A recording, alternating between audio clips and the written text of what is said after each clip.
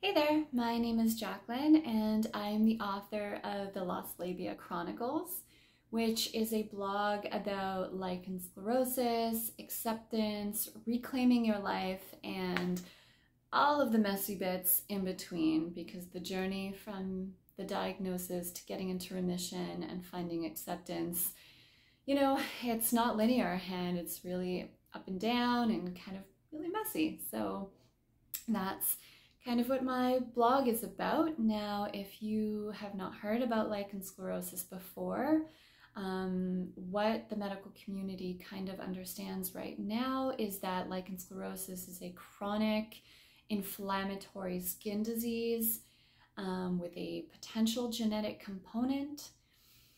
Symptoms include things like itching, which can be mild to severe, dyspareunia and painful sex, tearing of, the vulvar skin. And when I talk about lichen sclerosus, I am talking about vulvar lichen sclerosus, although folks can get it in the anogenital area and also get it on parts of their body.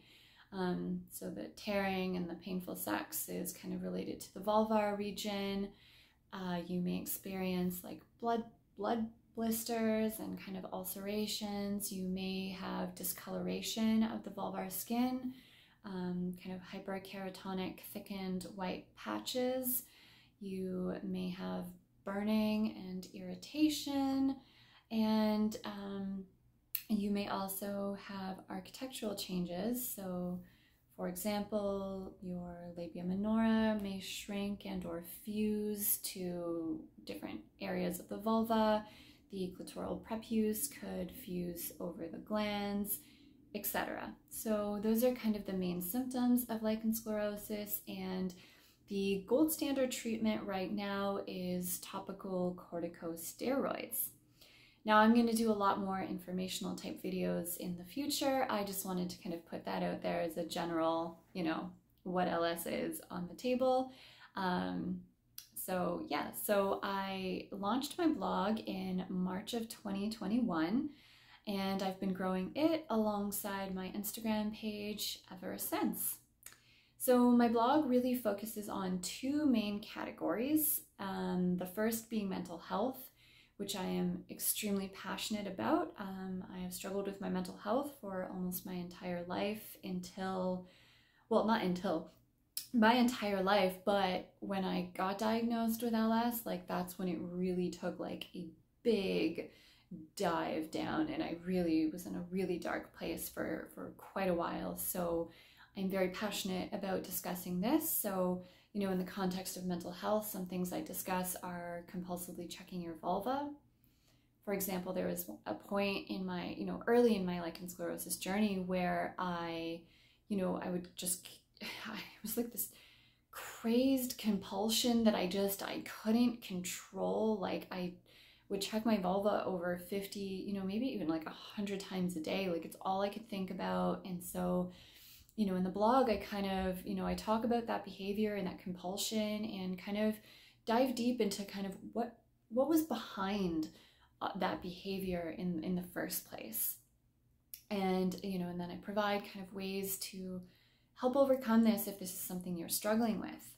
Another thing that I discuss is, being gaslit by the medical community and the implications that has not only for our physical health, but our mental health, and just how deeply that trauma kind of runs through us, and how far the impacts of being gaslit really affect us, sometimes in ways that we don't even realize that it's affecting us, and it is.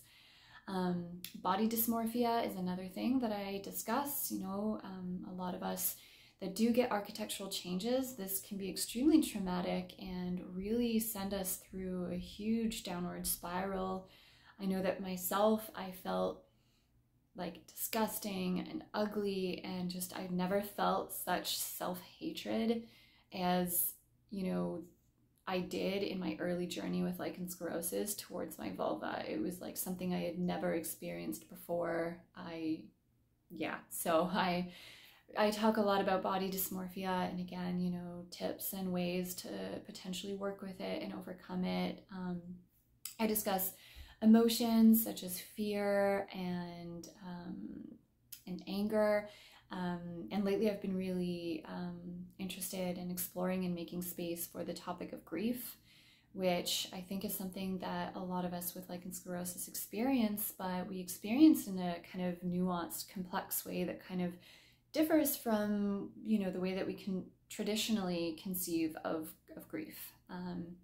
So a lot of mental health, and then the other side is a side that I also love talking about so much, which is sex and sexual health. I'm extremely passionate about these topics as well. Most of us with LS have our sex life impacted in some way, shape, or form. For me, it was severely impacted for quite a while. So, you know, I talk about how your sex life can be impacted with lichen sclerosus. I talk about my journey with dilators and what that was like, pelvic floor physiotherapy, ways to kind of downregulate stress in the body, to kind of learn how to release your pelvic floor muscles, because a lot of us suffer from really tightened pelvic floor muscles. And then I also talk a lot about relationships and intimacy, and, you know, kind of like what counts as intimacy, what does it mean to be a sexual being, what does it mean to be a sexual being in a relationship, you know, what does it mean to be a sexual being in relation to others, you know, stuff like that. So those are kind of the two main categories that I focus on the blog and on my Instagram page. And if you are interested in subscribing to my blog and or reading it, I will have all of that information as well as my contact information on social media. That will all be in the description box below. And so that's kind of the blog in a nutshell. Now let's get to YouTube, because that's where we are. Here we are. So I decided to create a YouTube channel because I kind of wanted to have a bit more flexibility with respect to how I communicate some of the topics and ideas that I discuss and focus on. So, you know, my blog is very much structured like a blog post and kind of methodically works through things. And I wanted, you know, a secondary space to be a little bit more flexible and informal, and kind of have like, you know, a kind of sit down relationship. You can see my face, you can hear my voice. And, you know, another thing, I think I love writing and I love blogging, but I think, you know, YouTube, I kind of wanted to make space for, you know, folks that, you know, reading isn't the way that they like to really consume their content. And I know that people prefer different methods of consuming content. And so, you know, I thought a video alongside, you know, a blog would be a nice pairing. And it also, you know, allows me to kind of be more visual. So, you know, when I talk about dilators, sometimes it can be hard to describe my process in that kind of static way. Whereas like with YouTube, you know, I can actually just go take my dilators out and bust them out and show you what I do. I mean, not literally show you what I do, because I get kicked off YouTube really quickly, but you know what I mean. I can show you in ways that I cannot through a blog. So that's kind of why I decided to start a YouTube. So what I'm going to talk about now is what content you can expect from my channel, how often you can expect to see content on my channel, so what the scheduling looks like, and then what I hope you get from subscribing to my channel, as well as my blog if you're interested. So in terms of content, I have 2 series planned. So one is sex, relationship, and intimacy, and I've already uploaded 3 videos to that. Those are a 3-part interview with my husband, where I kind of talk to him and interview him about his perspective. You know, what is it like being the partner of somebody with lichen sclerosus? Because lichen sclerosus can be really all-consuming, and it can be sometimes hard to forget that lichen sclerosus doesn't just affect us, but it affects our partners. So, you know, I wanted to create a space where we could kind of hear from that side to make it more well-rounded. So in that series, I will be discussing relationships and intimacy and anything relating to sex and sexual health. And that will kind of be more informal. And then I have a more formal series planned, which is a kind of informational series focusing on LS basics. So in that series, there'll be kind of short 15-20 minute videos where I will address a question or a specific topic. And then I will say, like, this is the question, here's the answer, and here's why it's important that we even ask these questions in the first place. Here's why this, term matters. Speaking of terms, part of this series will also include many videos about terminology. When you get diagnosed with LS, you kind of get introduced to a whole new world of terminology. What is phimosis? What is resorption? What are labial adhesions? These are all terminology that you're probably not very familiar with, at least I wasn't familiar with. I mean, quite frankly, I called my vulva my vagina until I was diagnosed with lichen sclerosus at like the age of 31, which is really quite unfortunate, but it is what it is. So yeah, so some terminology, and again, I will kind of, not only explain the terminology, but I will also talk about why it's important to know the terminology and maybe the distinction between certain terms. So those are the two series I have planned. And then the last thing that I have planned is for each blog post that I do, I'm going to shoot a kind of informal video about that blog. So for example, the blog post about checking my vulva, I will film kind of a more informal sit down with you, kind of talk to you about what that really looked like for me, just how much it really did impact my life, and what I kind of did, the work I did to kind of move away from that and overcome that compulsion. So I will kind of do a little film recording for each blog topic that I post about. So that's the content that I have planned. Now, my tentative schedule is to upload twice a month, every second Tuesday, starting officially on October 5th. Now, I do say tentative because my filming schedule will depend on two things: your feedback, whether you find this helpful, whether you want to see more content, and then, it also depends on my schedule because I'm a human being and time is not infinite, unfortunately. So, I do work a full-time job. I'm a board member on Lichen Sclerosus Support Network. I have the blog, my social media. So there's a lot going on. So it will depend on how much time I have to shoot the films, but ideally I'm thinking twice a month initially. So that's kind of the content and when you can expect that content. And finally, why should you subscribe to my YouTube channel? What do I hope that you will get out of this? Well, I hope that by watching my videos and following me on social media and reading the blog, I hope that all of that content really helps to empower you to kind of reclaim your life and to make, the steps toward acceptance and finding peace within yourself, your diagnosis, and your body and your relationship again. I hope to provide you with some tips and advice on working through some of the many mental health hurdles that we have, as well as learn a lot about, ways to kind of improve your sex life and reduce pain. And I also really hope that, consuming my content, whether you choose to do that through the blog, my videos, my social media, or any mix thereof, I hope that you really feel seen and heard, because I think that LS can be a really isolating disease and a lot of us feel incredibly alone and invalidated by the responses of others. So I hope that, my content makes you feel validated. I hope, you find yourself saying like, wow, that really resonates with me. I really feel that in my core. And so I really hope that, this, does that, and that it also kind of normalizes, a lot of what we go through.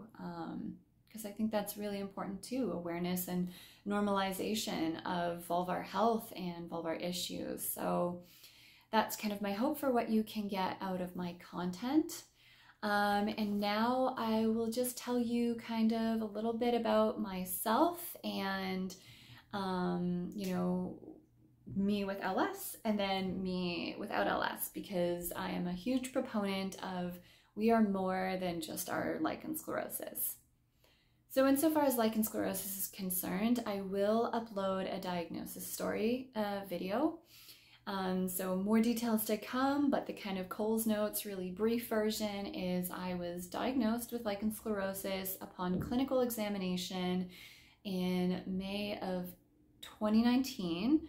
And I did not have a biopsy. It was pretty severe by the time, or advanced by the time that I got to the office. So I kind of really fit the clinical presentation, and my symptoms were just classic textbook LS, and that was kind of all they needed. They didn't think it was necessary to do a biopsy.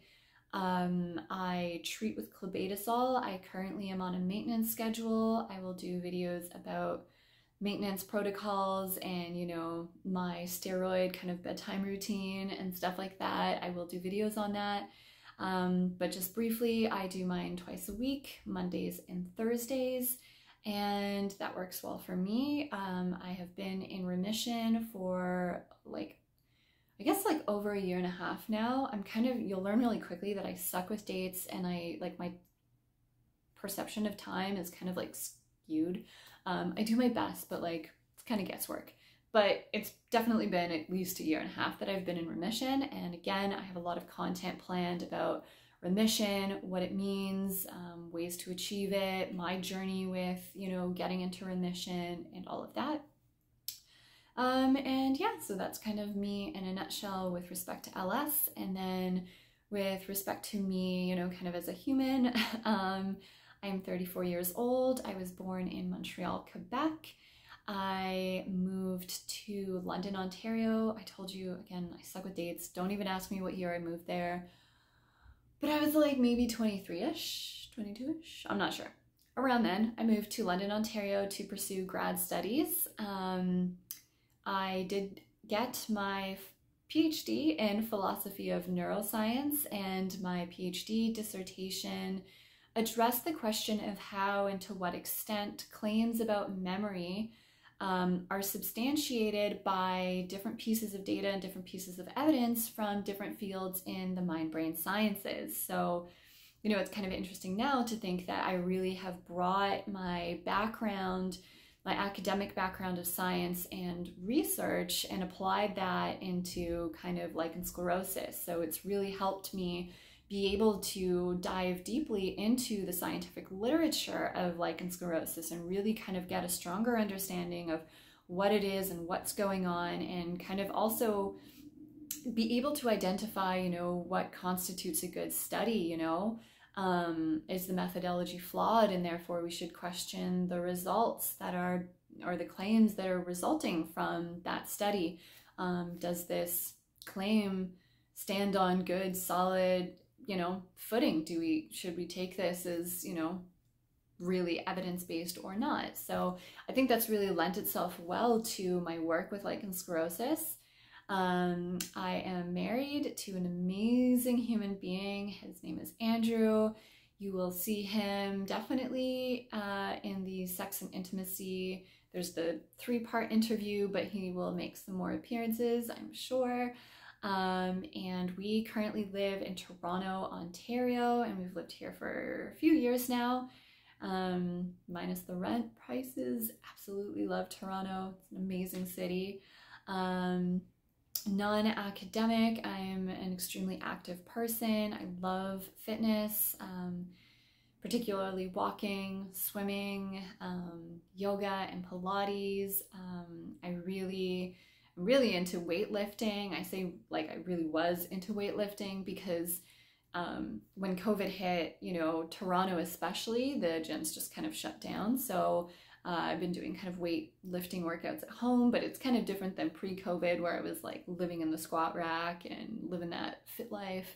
But yeah, I do have a fitness Instagram if you're interested. I talk about, you know, fitness and chronic illness and how those two kind of fit together, because I also do have degenerative disc disease in my lumbar spine, and I have trigeminal oral facial nerve pain.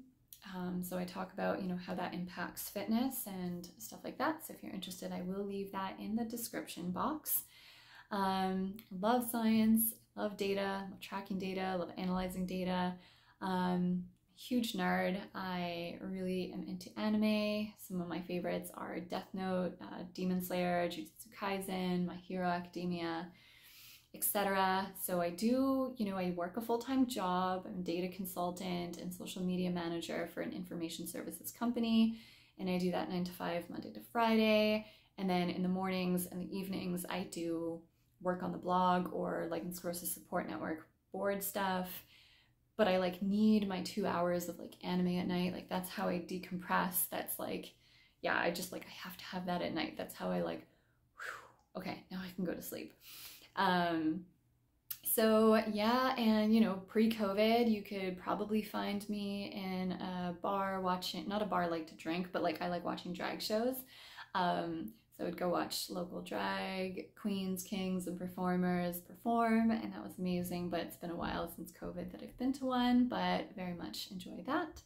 And yeah, so that's a little bit about me, a little bit about Lichen Sclerosus and me, and the blog and the YouTube channel. So if this seems like something that you'd be interested in or that could help support you in your journey, please do subscribe to my YouTube channel.